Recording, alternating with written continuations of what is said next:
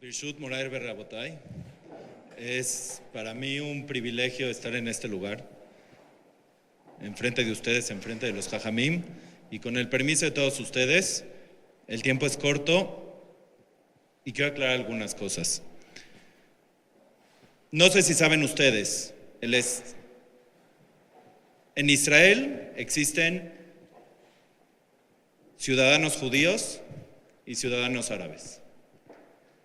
Pero Israel también tiene territorios que son soberanos desde 1967, desde la Guerra de los 6 días.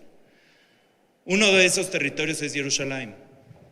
Jerusalén, desde la creación del Estado de Israel en 1948 hasta 1967, probablemente son los únicos años en los que Yehudim no podían acercarse al Kotel HaMaaraví. Es increíble, existiendo un Estado de Israel y existiendo el Estado de Israel, que Yehudim no podían acercarse al Kotel HaMaaraví. La mitad de Jerusalén la tenía el Estado de Israel, que no estaba la ciudad vieja, y la otra mitad la tenía Jordania. No es una clase de historia, pero creo que es muy importante para entender lo que está pasando ahorita. Después de la Guerra de los 6 días, Israel reunifica, conquista Jerusalén y Jerusalén es unificada. No sé si han estado escuchando ustedes, siempre Israel se pronuncia oficialmente por mantener una Jerusalén unificada. Para mantener Jerusalén unificada, cuando el Estado de Israel gana la otra mitad de Jerusalén, hay árabes que viven ahí. Esos árabes reciben una ciudadanía de Jerusalén. No son 100% ciudadanos israelíes, pero son árabes que tienen una cédula de identidad que les permite viajar por todo Israel, les permite tener coches con placas amarillas, todos los que conocen Israel, les permite trabajar en cualquier parte de Israel, les permite votar por quién va a ser el alcalde de Jerusalén. Ahora, ¿de cuánta gente estamos hablando? En Israel, como yo les dije, hay ciudadanos judíos y ciudadanos árabes. En Israel en general, el 75% de los ciudadanos son Yehudim, solo el 75%, y el otro 25% no son Yehudim. En Jerusalén, la diferencia es mucho más fuerte. Más o menos el 60% son Yehudim y el 40% son árabes. Si los árabes votaran por las elecciones locales que se dan en Jerusalén, la realidad de la gobernatura local de Jerusalén se podría ver muy diferente a lo que vemos hoy en día. Esa gente que vive en Jerusalén, que son 40% árabes, por ejemplo, creo que todos, si no han conocido Jerusalén, en un hotel de Jerusalén, el 75% de los empleados de los hoteles en Jerusalén son árabes. 75%. El 65% de la gente que se dedica a construcción en Jerusalén son árabes. El 52% de la gente que se dedica a transporte público son árabes, incluyendo camiones, taxis, etc. El 29% de los empleados de industria que trabajan en Jerusalén son de esos árabes. Y el 20% de toda la gente que trabaja en el sector salud en Jerusalén son árabes. Son los árabes que han tenido las ventajas de formar parte de la sociedad israelí. No estamos hablando de los árabes que están en Gaza o de los árabes que están en Hebrón o en Shem, etc. Son los árabes que tienen la posibilidad de tener acceso a todos los servicios que existen en Israel. Esos árabes representan 35,000 familias. 35,000 familias que ellos dependen económicamente de la relación con la parte occidental de la ciudad de Jerusalén. ¿Por qué estoy diciendo esos números? Para que entiendan ahorita qué es lo que está pasando exactamente con la realidad que vive la gente en Israel. En el 2005, en los años 2000 tuvimos una segunda intifada. No sé si han escuchado primera intifada, segunda intifada. La primera intifada terminó con Israel negociando con la Autoridad Nacional Palestina para crear un proceso de división de 2 estados. La segunda intifada eran los camionazos que todos escuchamos eran grupos terroristas que mandaban a terroristas. Una persona loca que quería volarse en un camión necesitaba acercarse con un experto que lo vista de explosivos. La gente no puede agarrar explosivos de la despensa de su casa. Entonces, cuando fue esa segunda intifada, Israel construyó un muro de seguridad y aparte tuvo una operación militar para limpiar de infraestructura terrorista todos los territorios.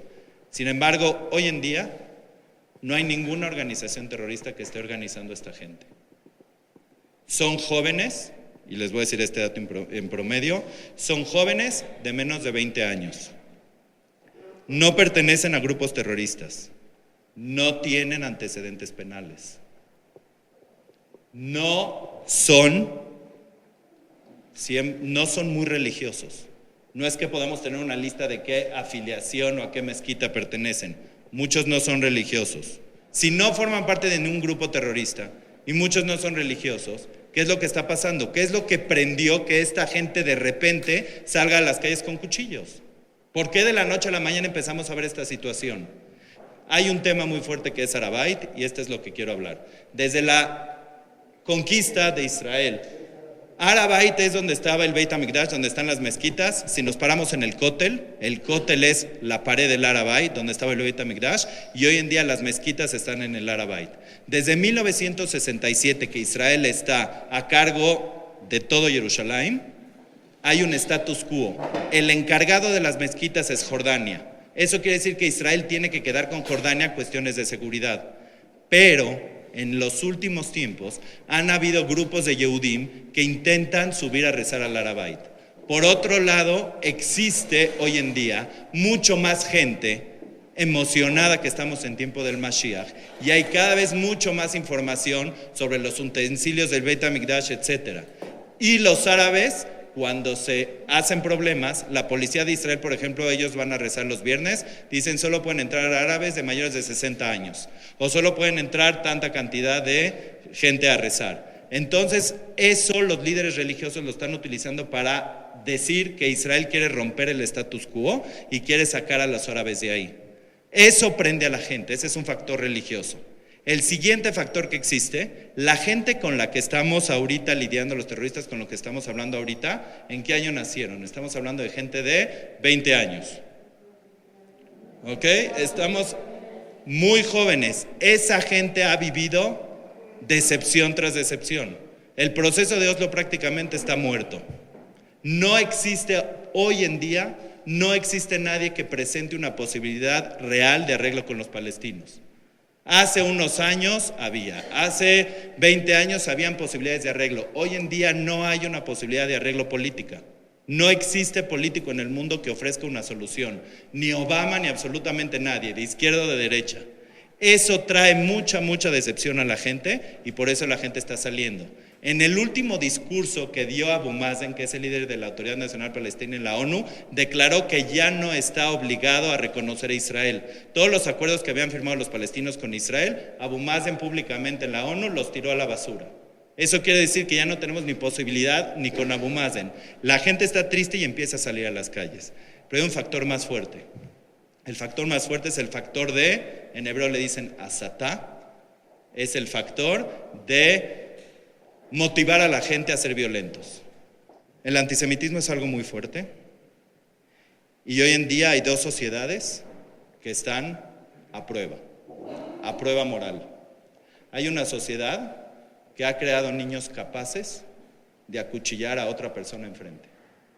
Cuando el mundo, la humanidad, durante miles de años, se ha peleado la humanidad, pueblos con otros pueblos, y la humanidad ha creado armas para no asesinar a una persona frente a frente, hoy en día niños palestinos tienen el odio para poder ver a tu víctima y acuchillarla enfrente de ti.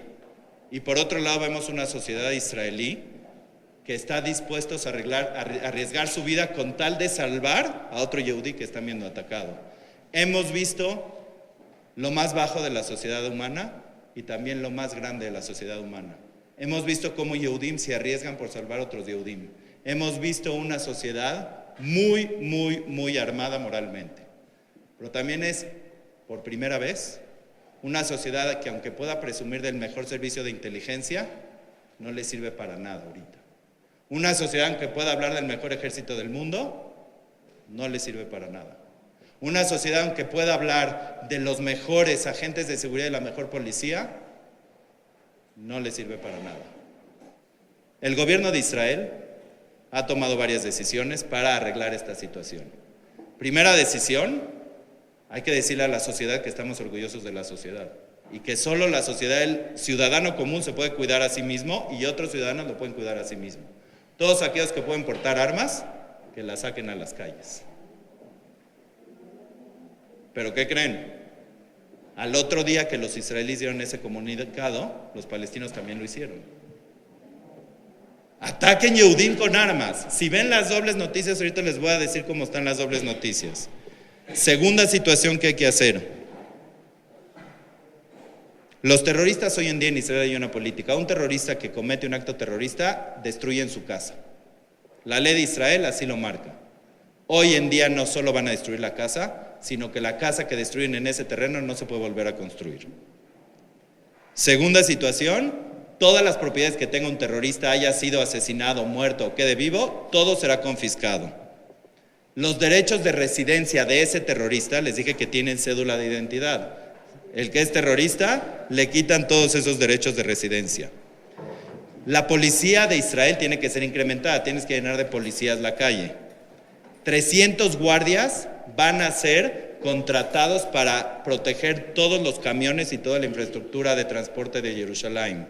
Estamos hablando de 80 millones de shekels. Tzahal, lo que nunca Israel ya hace mucho que no sucedía. Tzahal regresa a las calles.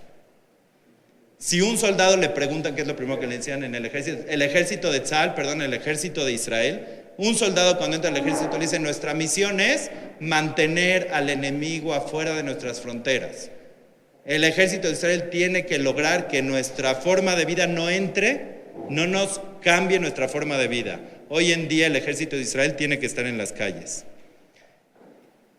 Hoy, Estados Unidos supone que Israel está usando fuerza desmedida en contra de los terroristas. Ayer Estados Unidos dijo que la realidad por la que está pasando esto es porque Israel ha continuado la construcción en asentamientos ilegales. La realidad es que el mundo justifica el asesinato de judíos. Pero también hemos visto muchos milagros. A pesar de todo, la mayoría de la gente no es asesinada. Hay mucho miedo, pero hay mucha ayuda de Dios. Si Akadosh Baruj Hu quería probar la entereza de la sociedad israelí y de lo que es un yehudí, de cómo se cuida al otro, es ahorita la prueba. Pero tenemos que unirnos. A diferencia de otras situaciones, hay un completo congelamiento de los procesos políticos. Hay un descaro más que nunca de la prensa internacional, porque es en vivo. Están las cámaras y lo transgiversan. Hoy más que nunca nuestros aliados internacionales nos echan la culpa. Hoy más que nunca las mentiras son las que la gente cree. A mí me han llegado a preguntar si es verdad que Israel hace ciertas cosas dentro de nuestra propia comunidad. Cuando los Yehudim nos empezamos a creer las mentiras que otros nos dicen, ese es el problema. Infórmense. Siéntanse orgullosos de ser Yehudim y de la sociedad que tenemos. Hay que informarnos, no que hagamos nosotros en las mentiras. Hoy en día tenemos medios de comunicación directamente de nuestras fuentes. No caigamos en las mentiras que hoy un periódico francés dijo que hay una ciudad que se llama Bezek. Y que el terrorista que yo les dije que salió en el coche de Bezek, los franceses dicen que es de una ciudad que se llama Bezek. La información está completamente transgiversada y se vale matar Yehudim. El gobierno de Israel, la Ministry of Foreign Affairs de Israel, saca muchísima información. Stand With Us, no sé si lo han escuchado, Stand With Us, y también existe AJC o varios sitios en Estados Unidos para que saquen información en inglés. Una de las propuestas de la gente de izquierda, por ejemplo, era: la razón por la que te odian es porque no les das derechos. Esta gente que vive en Jerusalén es el 75% de la gente que trabaja en los hoteles. Toda la gente trabaja de la economía de Israel. La pregunta que existe es: si a estos que les diste y se tornaron en tu contra, ¿Cuál es la solución? Hoy en día, te lo digo, esa es la frustración más grande.